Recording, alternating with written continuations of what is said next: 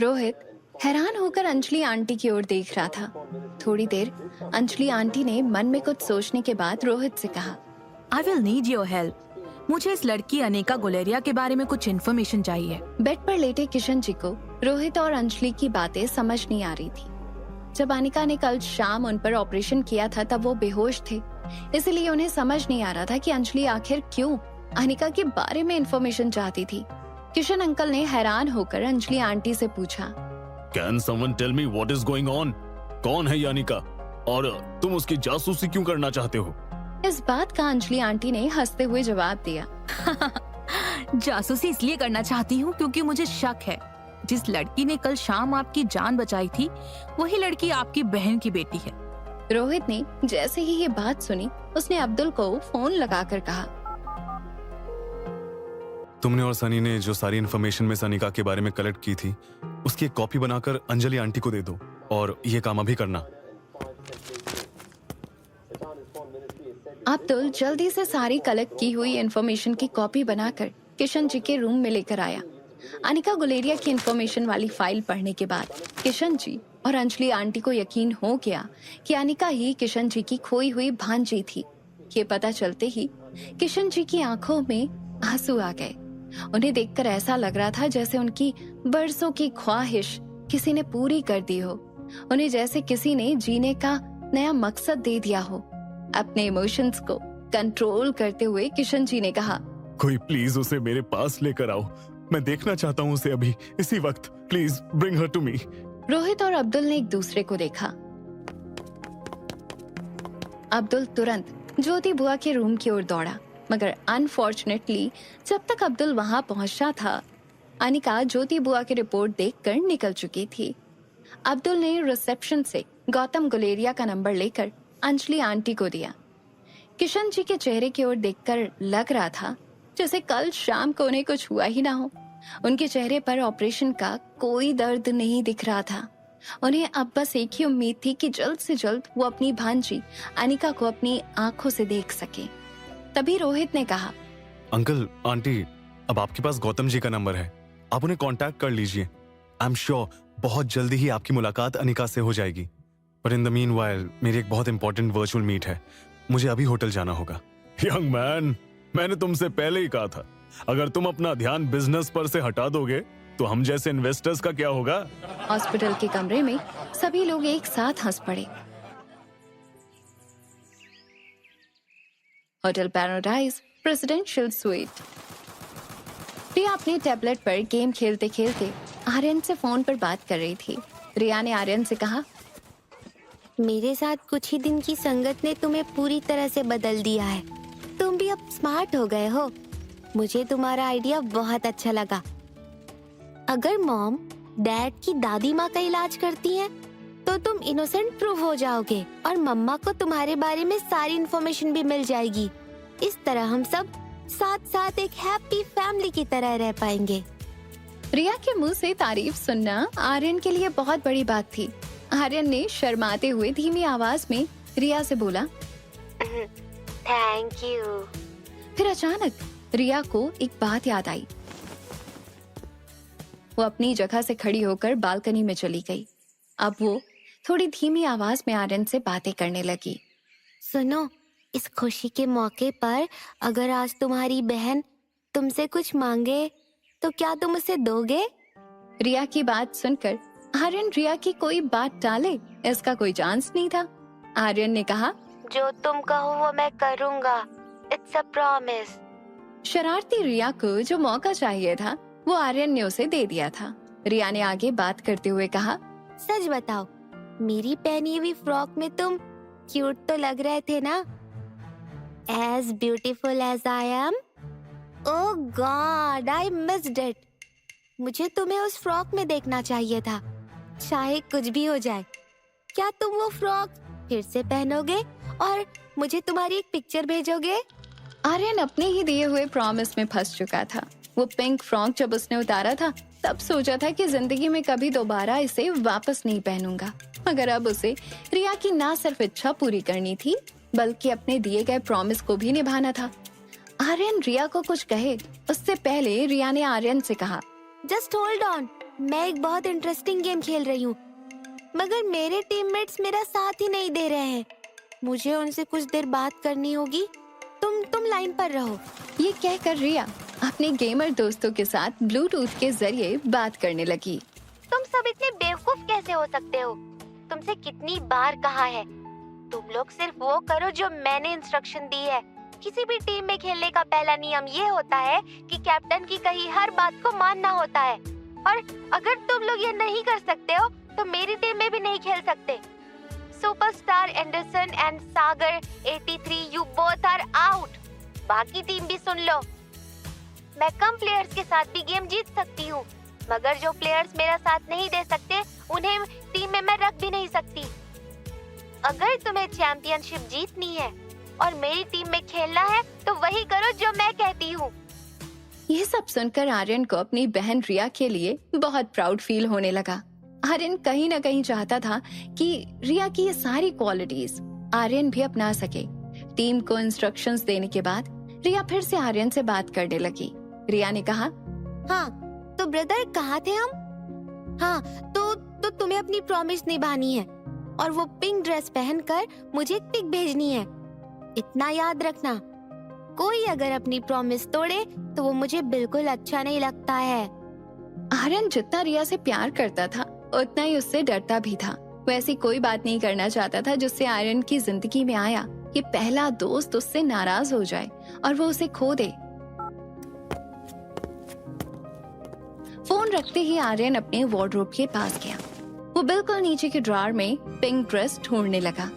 उसने वो pink dress ऐसी जगह रखी थी जहां रोहित की नजर ना पड़े, मगर आज उसे वो ड्रेस वहां मिल नहीं रही थी।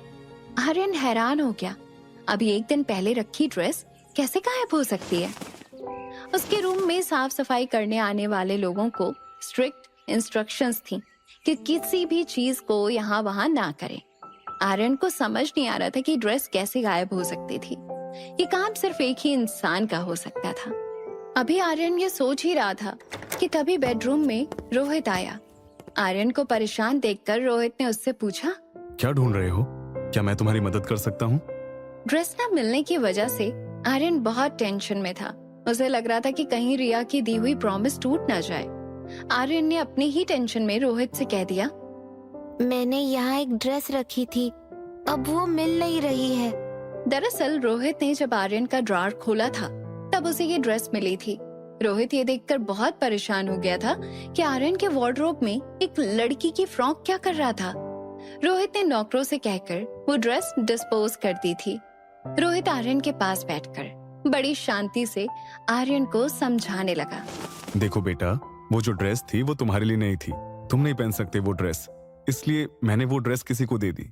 ये बात सुनते ही आर्यन रोहित से चिढ़ गया।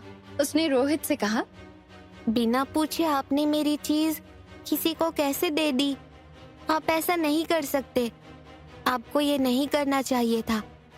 अपना ही बनाया हुआ रूल आपने तोड़ा है। आपने ही सिखाया था बिना इजाजत के किसी भी चीज को हाथ नहीं लगाते हैं। फिर आपने मेरी चीज को कैसे हाथ लगाया और उसे किसी को क्यों दे दिया?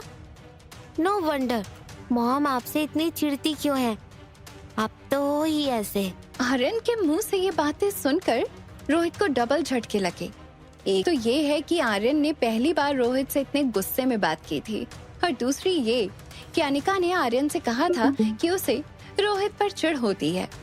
रोहित ने अपने गुस्से को कंट्रोल करते हुए आर्यन से पूछा, क्या अनिका जी ने खुद कहा कि वो मुझसे नफरत करती हैं? आर्यन ने तुरंत जवाब दिया, हाँ, and even I hate you. Aryan की आवाज सुनकर सनी भी दौड़कर कमरे में आ गया। उसने रोहित को शांत रहने का इशारा किया। आर्यन की बातों को सुनकर रोहित को ऐसा लगा कि अगर सचमुच अनिका रोहित से नफरत करती थी तो फिर वो बार बार आर्यन के करीब आने की कोशिश क्यों कर रही थी। आज किशन अंकल और अंजलि आंटी से जो कुछ भी अनिका के बारे में पता चला था, उससे रोहित के मन में अनिका के लिए कंफ्यूजन और भी बढ़ गया था। अनिका के ख्यालों को मन से निकालते हुए आर्यन ने रोहित का गुस्सा शांत करते हुए कहा, आज शाम मेरे दोस्तों ने एक छोटी सी डिनर पार्टी रखी है, क्या हम बाप बेटे एक साथ चलें?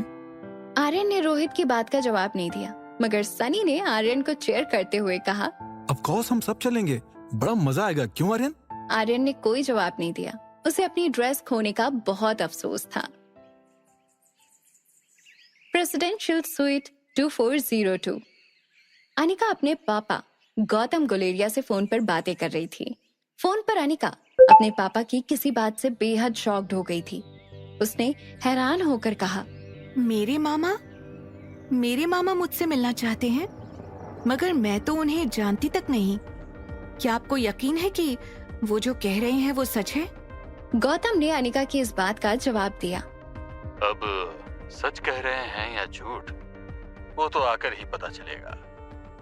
उनका फोन आया था, उन्होंने तुम्हारी माँ का नाम दिया और तुम्हारे बारे में भी पूछा और कहा कि अभी थोड़ी देर में वो घर आएंगे तुमसे मिलने, तो तुम आकर मिल लो उन्हें और खुद ही पता कर लो कि वो सच कह रहे हैं या झूठ। ये कहकर गौतम ने फोन काट दिया। गौतम की बातें सुनकर अनिका बहुत हैरान हो गई थी। अनिका के पास उसकी माँ की बहुत सारी यादें तो नहीं थी, बस उसे इतना पता था कि जब वो छोटी थी तब उसकी माँ की एक रिकॉर्डिंग वो बार बार सुनती थी, जिस वॉइस रिकॉर्डिंग में अनिका की माँ स्वाति ने उसके लिए कुछ मैसेज छोड़े थे। उनमें से एक मैसेज बहुत खास था। अनिका की माँ ने उसे कहा था, चाहे कितना भी नाम कर लो, हमेशा जमीन से जुड़ी रहना। तुम कौन हो और क्या कर सकती हो, ये लोगों को मत बताना। बस खुद ही याद रखना कि तुम कौन हो और क्या कर सकती हो। सालों बाद अनिका की माँ की फैमिली से कोई अनिका से मिलने आया था। अनिका के मन में भी उन्हें मिलने की क्यूरियोसिटी जागी थी। आज तक वो अपनी माँ के किसी रिश्तेदार से नहीं मिली थी।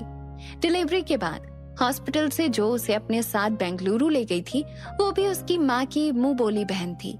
अनिका ने फोन उठाया और गुलेरिया हाउस के लिए टैक्सी बुक करवा ली। गुलेरिया हाउस। मनीषा और कामिनी को अनिका के ये नए रिश्तेदारों के बारे में सुनकर ताज्जुब हो रहा था। अचानक इतने सालों बाद अनिका के मामा कहाँ से आ गए? मनीषा ने गौतम से पूछा, क्या कभी स्वाति ने अपनी फैमिली के बारे में तुम्हें कुछ बताया नहीं था? गौतम ने कुछ याद करते हुए मनीषा की बात का जवाब दिया। जब हम पहले पहले मिले थे तब मैंने पूछा था। उसने कहा था कि उसकी फैमिली पहाड़ों के उस तरफ रहती है। बहुत ही गरीब फैमिली से थी वो, और जब से वो फैमिली छोड़कर आई थी उसने दोबारा उन्हें कांटेक्ट ही नहीं किया। बस इससे ज्यादा मैं उसकी फैमिली के बारे में कुछ नहीं जानता। मनीषा ने गौतम की ये बात सुनकर तुरंत उसे ताना मारा। बिना किसी के खानदान का पता किए शादी करने का नतीजा देख लिया। माँ तो माँ, बेटी ने भी जीना मुश्किल कर दिया है हमारा। कामिनी सोफे पर लेटकर अंगूर खा रही थी। उसने गौतम से सवाल किया, मगर आज अचानक अनिका के मामा यहाँ क्यों आ रहे हैं? माँ, मुझे तो लग रहा है वो लोग कहीं हमसे आकर पैसों की भीख ना मांगने लगे। दरअसल गौतम को भी यही सवाल कब से सता रहा था। गौतम ने कामिनी की बात का जवाब देते हुए कहा, हाँ, फोन पर वो औरत कह तो रही थी कि अनिका के मामा इस वक्त बहुत बीमार हैं और हॉस्पिटल में हैं। पहले आ तो जाने दो, देखो क्या बात करना चाहते हैं। देखो, पहले ही कह देती हूँ, उन भिख मंगों ने अगर पैसे मांगे तो एक भी रुपया देना मत। जिसके मामा मामी हैं वही पैसे दें, हम क्यों दें? मनीषा की इस बात पर गौतम भी भड़क कर बोला, तुम तो मुझसे ऐसे बातें कर रही हो जैसे कि उन्होंने मुझसे पैसे मांगे और मैंने तिजोरी खोलकर उनके सामने रख दी हो। गौतम को भड़कता देख मनीषा ने उसे शांत करते हुए कहा, ठीक है, अब अपना बीपी बढ़ाओ मत। और हाँ, नौकरों से कह दो कि सैनिटाइजर का डिब्बा साथ ही लेके रखें। पता नहीं कैसे होंगे ये अनिका के रिश्तेदार। उनके आते ही पहले मैं उन पर सैनिटाइजर छिड़क दूंगी, उसके बाद ही उन्हें अंदर आने देंगे। तभी गुलेरिया हाउस की डोरबेल बजी। मनीषा ने कहा, लो भाई, आ गए भिख मंगे। कामिनी दौड़कर किचन में गई और सैनिटाइजर का एक बड़ा सा डिब्बा लेकर बाहर आई। उसने कामिनी को दरवाजा खोलने से रोकते हुए कहा, मैं खोलती हूँ। कामिनी ने दरवाजा खोलते ही सामने खड़े शख्स पर सैनिटाइजर छिड़कना शुरू कर दिया, मगर दरवाजे के सामने खड़े शख्स पर नजर जाते ही कामिनी चौंक गई।